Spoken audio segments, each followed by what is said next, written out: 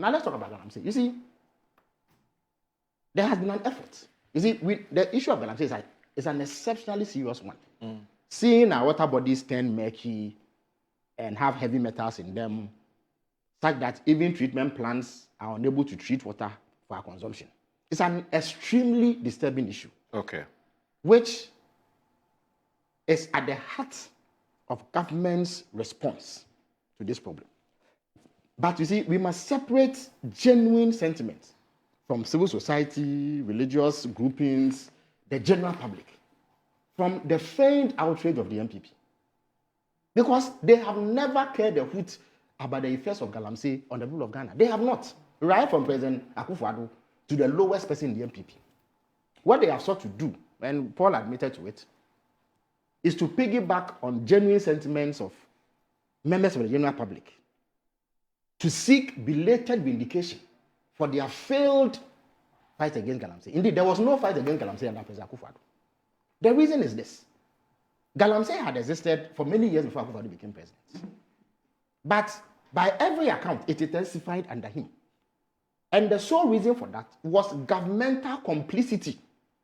Moro, the people whom we had entrusted resources to and given the mandate to address problems including Galamsey had turned themselves into a criminal cabal and were profiting from Galamsey.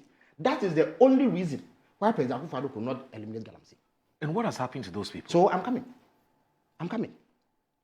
They go about, they make the most pathetic excuse that, the Frimpong Boateng report, for instance, which cited ministers, presidential staffers, MPs, and party executives as being part of the criminal cabal profiting from Galamsey, also said that NDC members were involved. So that is vindication. You see, that provides further proof of the utter uselessness of the government then in the fight against Galamsey. Because, Moro, there's nothing that an NDC person can do or say whilst in opposition that should prevent a government from doing what has to be done. Let me give you one or two examples. Gwafedame is Paul's friend. At a point when Gwafedame was Deputy Attorney General, they took Dr. Opuni to court.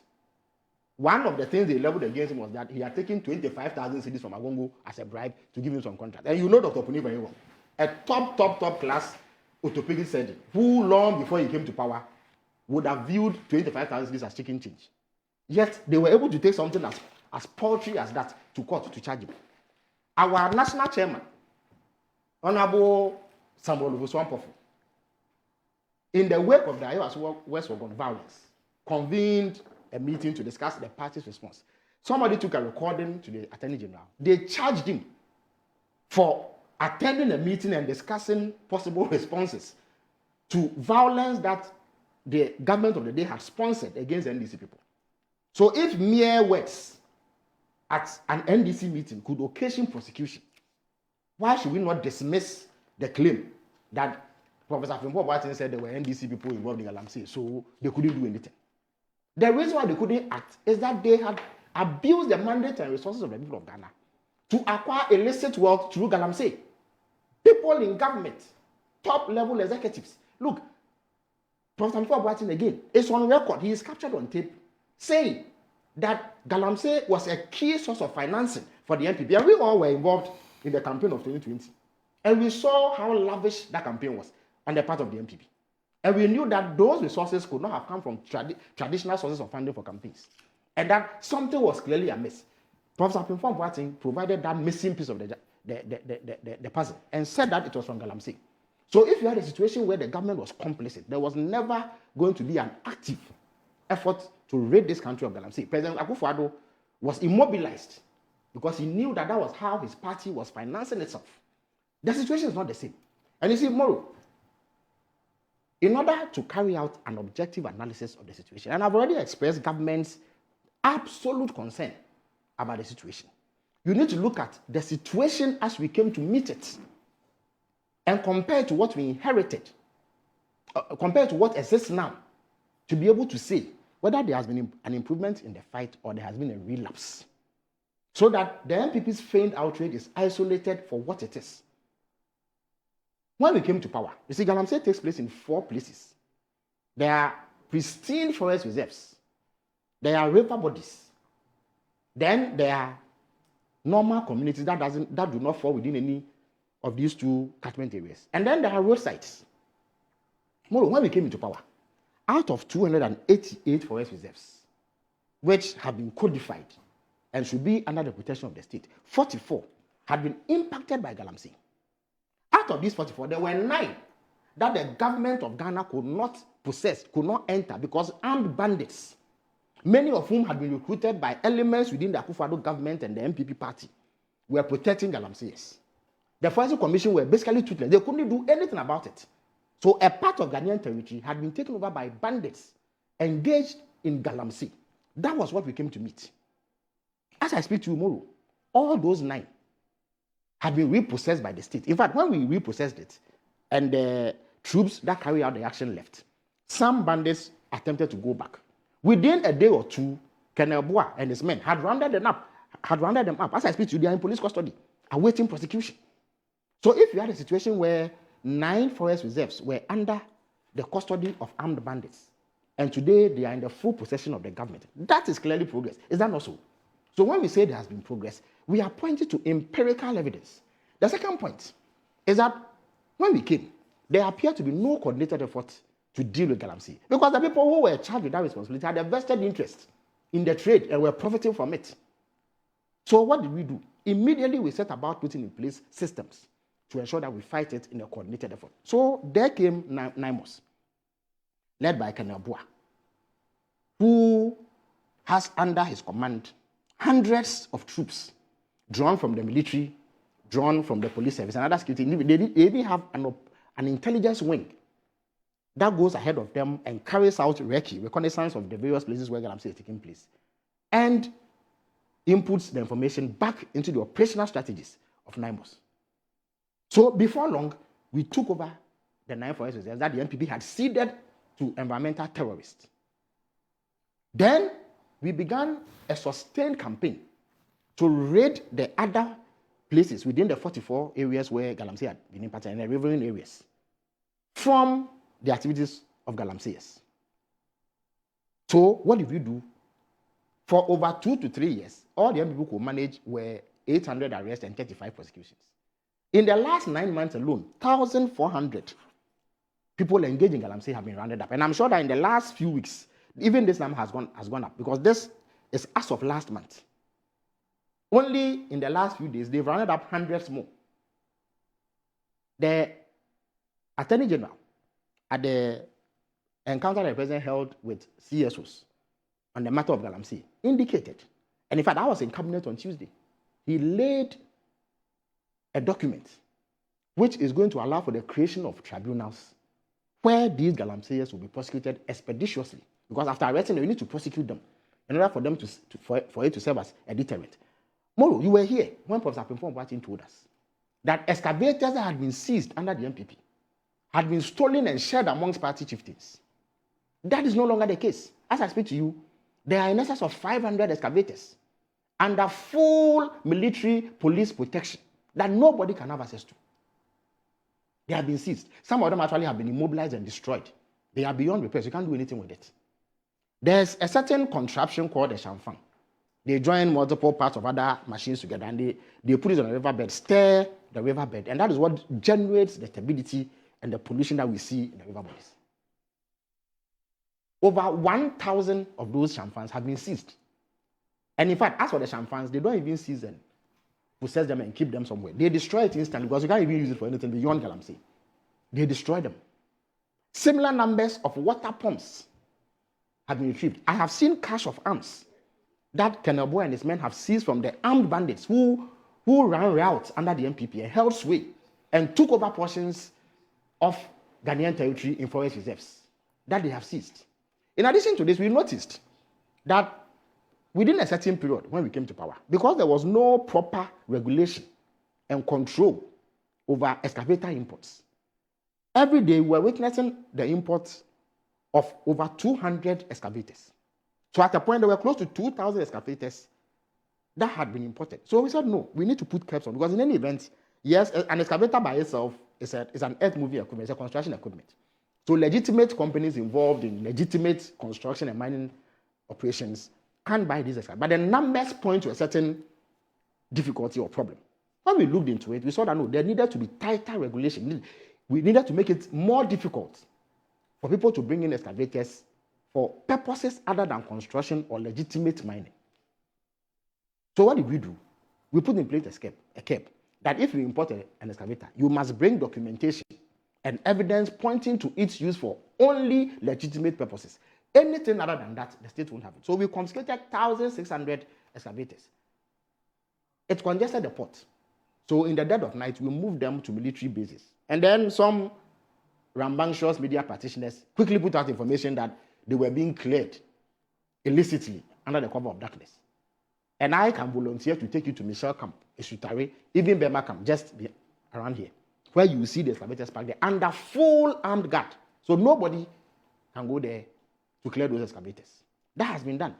And indeed, every excavator that is cleared is tracked. They install a device that you cannot remove without drawing attention, such that it limits you to using the excavator in the area you say you will use it. When President Mama said we will use AI in the fight against gang, I've seen some MPP propagandists attempt to make mockery of that. Through AI, we've done what we call geofencing. So when you take it to, you say Paul says he has bought an excavator and he's coming to use it within the premises of Metro TV for some construction activity. Because of the geofencing and the deployment of technology, including AI, to monitor its movement, if you move it outside of the zone that you said you were going to operate it within, it will be immobilized from a control center in Accra. So it cannot, the moment it crosses the line, it triggers an alarm, which instantly immobilizes it. So that is one of the ways that we are limiting the use of excavators for purposes other than Galamsey. In addition to this, we are doing legislative reform. There was a lot of hue and cry over LI 2462. Again, that calls into question the MPP sincerity when they come to the table these days to purport to be angry. And I've seen propagandists of the MPP go around river bodies and show videos purporting to be upset about Galamsey, when they were the principal practitioners of Galamsey in this country only a few months ago. One of the things that happened was that there were regulations that governed how mining was supposed to be done in forest reserves or anywhere else. President Akufo-Addo comes to power, they take an LI to Parliament, which gives the president the power to authorize the granting of leases to mining companies in forest reserves. This, I'm sure, was well-intentioned, so that in limited instances where it is absolutely necessary to do lawful mining in forest reserves, it can be done. But before long, he abused it to curry favor with party cronies. And then, before long, the Akonta matter came up. What did President Akufo-Addo do? He publicly defended Akonta mining. Of course, the MPP again. They've joined the fray, demanding the repeal of the LI and saying all manner of things. So this LI was intended to regulate mining activities within forest, because in the last 30-something years, I think 38 years, since 1987, we've given 20 mining leases to companies that are supposed to do lawful mining in forest reserves. They cannot carry out that activity without express regulation. So there used to be some regulations that guided that. The MPP came to Parliament and brought an LI, which purported to strengthen the regulatory regime.